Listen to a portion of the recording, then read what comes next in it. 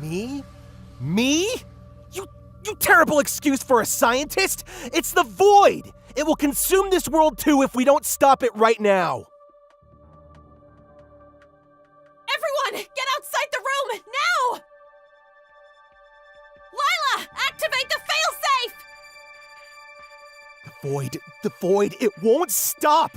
Once it touches a new world, it will stop at nothing until it consumes it! We need to do something right now! Monty, get yourself together. We have to get out of here.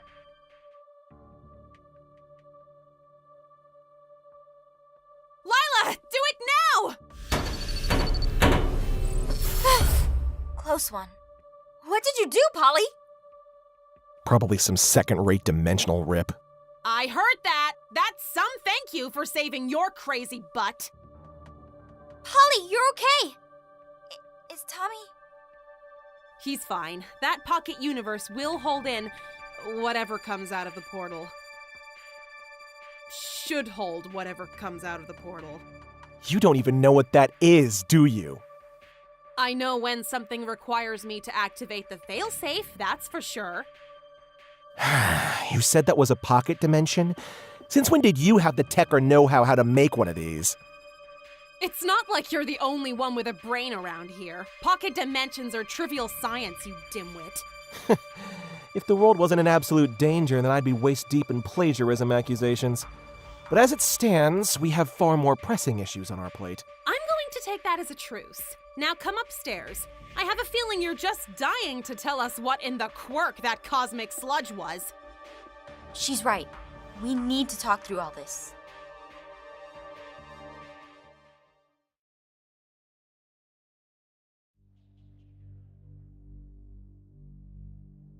It knows this world now. It's entangled.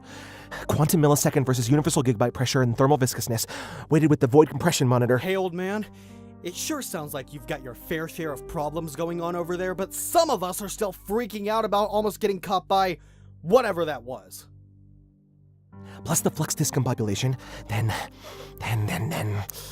You. Me?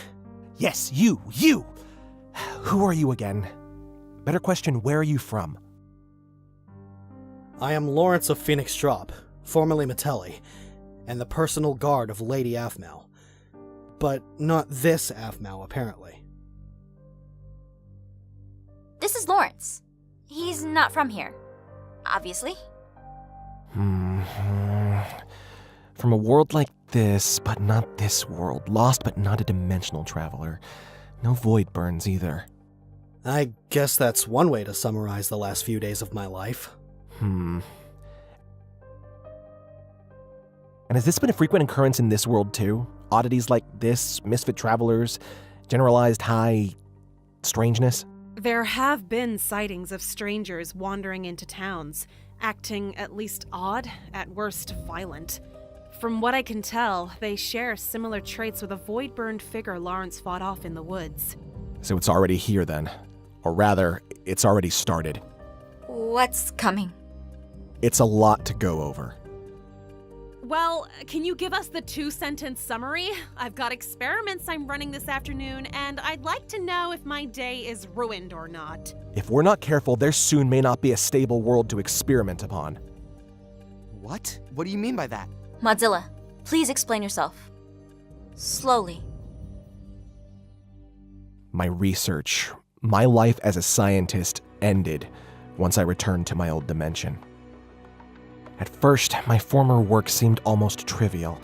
I returned to Polly, my Polly, and together we embraced and rekindled our love, and I fell into the bliss of happily ever after. We were actually trying to have a child when... Ugh, all right! Speed it up! More about the destruction and less about that. We built a home together, planned on forging our own family, and things seemed right with the universe. And that was when the travelers began to show up. They came slowly at first, more an oddity than a crisis, but then... a warrior, as if a hero chosen by the universe, emerged and began to fight off what was rapidly becoming an invasion. He spoke of far-off nomadic lands.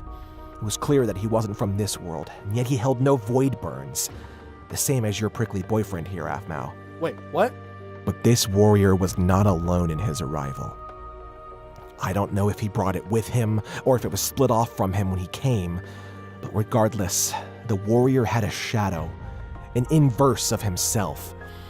I tried to study this warrior for what little time I had with him, but he seemed determined to fight off this inverted thing. And so they went to war. What happened? In the end, I'm not sure. The warrior's desire to protect the people of the dimension he found himself in would eventually be his downfall.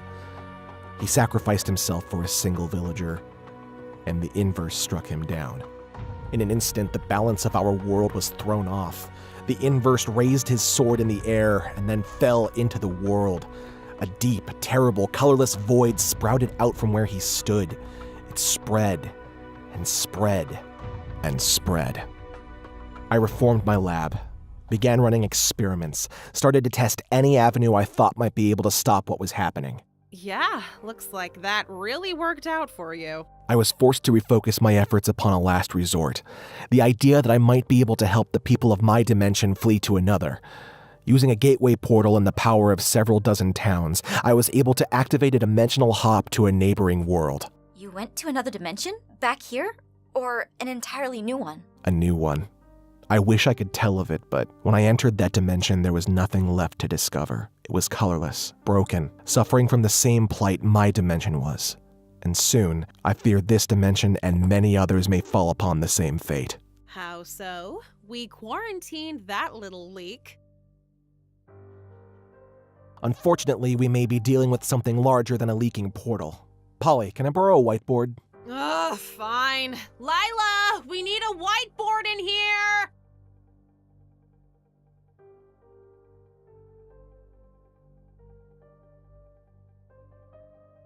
So let's pretend this is our dimension, bright and beautiful, and swirling around in a big mix of the dimensional universe. The dimensional universe consists of all these individual dimensions just like ours. And this is the dimensional universe about to be swallowed whole by an all-consuming dark void. You'll see that my home has already been compromised. From what I can tell, this has all been caused by an imbalance, some kind of temporal shift happening somewhere out there in the dimensional universe. You see, the void is not some kind of spectral entity that craves complete and utter destruction. It's simply a clinical force, here to correct the imbalance or anything that might be in its path to it, by using complete and utter destruction, thereby resetting the universe back to its primal state. Nothing.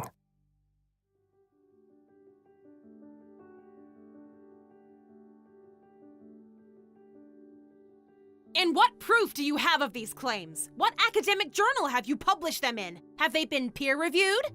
This is no time for scientific bureaucracy. The fate of this dimension is at stake. But can we go to the center imbalance and see what's wrong?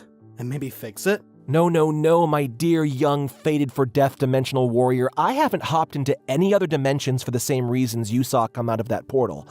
I don't want the void to spread any faster than it already is. Besides, predicting the arrival points for the dimensional gates is an issue in of itself. A gate can only travel to nearby dimensions. Combined with the liminal ripping and compressed paradoxal timing... Okay, I get it. Never mind. Lawrence, you okay? This warrior stuff. Does that mean there's an inverse of me out there? One that I'm going to have to fight? One that's supposed to kill me? Listen, we'll worry about that later. We stopped the void for now. Didn't we? For now. Hey, I'm trying to comfort someone over here. We'll focus on what's in front of us. We'll find the problem and fix it. You really are like her. Huh? Okay, let's roll into action. Polly, Tommy, and Layla shall remain here and reinforce Polly's pocket dimension. I want 0 sludge leaks until we figure out how to fix all this. Hey! If you think you can come into my lab and start ordering me around, I'll... Aphmau! Present. It seems I'll need your ever-present assistance again, my dear. Me, you, and your knight in shining armor are gonna head down to your house and see if we can't locate any trace of this inverse. Right. We'll get to the bottom of this. Let's do it.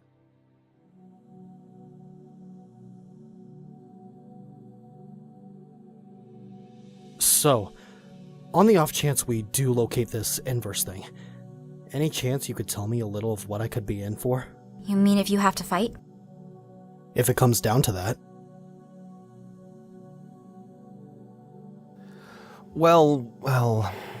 Let's see. Don't be fooled if it takes on an appearance close to yours. It can't speak, much less feel. I believe inverses are manifestations of the void itself, and they maintain all of their powers such as teleportation. Teleportation is the big one. Watch out for that. I'll try my best. Have you seen it in action? Only from a distance. I saw it close up exactly once in my laboratory at the very edge of my peripheral vision, but when I turned around, it was gone. That's not terrifying at all.